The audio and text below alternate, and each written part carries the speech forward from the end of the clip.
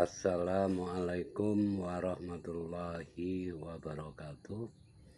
Saudara-saudaraku semua, sedulur-sedulurku semua dimanapun kita berada, ayo ikuti channel saya terus di Jagat Raya Banyolan Logika dalam realitas kehidupan. Saudara-saudaraku, sedulur-sedulurku dimanapun kita berada, baik di seluruh penjuru negeri ini, di seluruh penjuru belahan bumi ini, saya akan membawakan judul Sebentar Lagi Bulan Ramadan.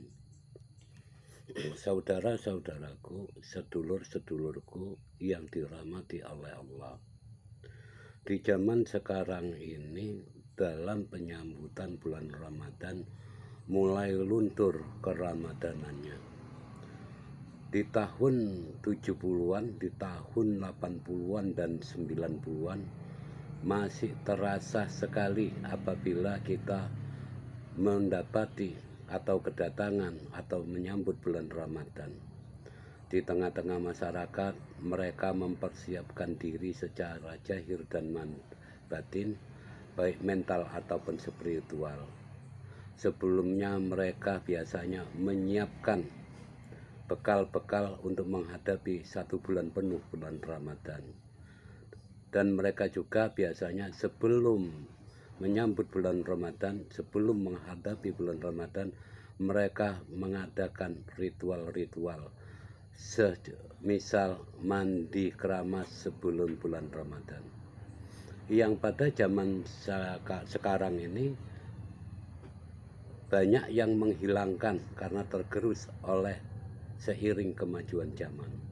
Saudara-saudaraku, sedulur-sedulurku semua, kita harus menyadari era semakin maju, zaman semakin berkembang, tapi jangan lupa tradisi-tradisi dalam menyambut bulan Ramadan jangan kita tinggalkan. Sesuai dengan perintah di Al-Quran, alladzina yu'minu. Yang dimaksud alladzina yu'minu di sini, kita harus seperti orang-orang yang terdahulu setelah kita. Jadi maka dari itu, walaupun modernisasi zaman kita dapat di dalam era milenium ini, cuma ingat, jangan kita hilangkan tradisi-tradisi keislaman nenek moyang kita di Indonesia. Nampak indah lur, nampak kompak. Zaman sekarang kadang-kadang bulan Ramadan ini seperti tidak mempunyai arti, karena masyarakat generasi sekarang sering melupakan apa sih Ramadan itu, apa sih yang perlu dipersiapkan. Bukan hanya harta atau uang untuk menghadapi sebulan penuh, tapi yang penting sebenarnya mental kita. Kenapa mental kita? Kita dirusak 11 bulan dengan pertikaian, dengan perebutan, dengan perkembangan hidup di zaman sekarang ini. Dan di saat ini kita menghadapi 1 bulan yang penuh rahmah, 1 bulan yang penuh berkah. Maka dari itu saudara-saudaraku semua, ayo kita bersama-sama menyiapkan mental spiritual kita agar nampak citra Ramadan di hati kita itu hidup dan bersinar. Saudara-saudaraku, kalau bicara masalah Ramadan, seolah-olah kita ini mengingatkan atau menyuruh orang berbuat baik.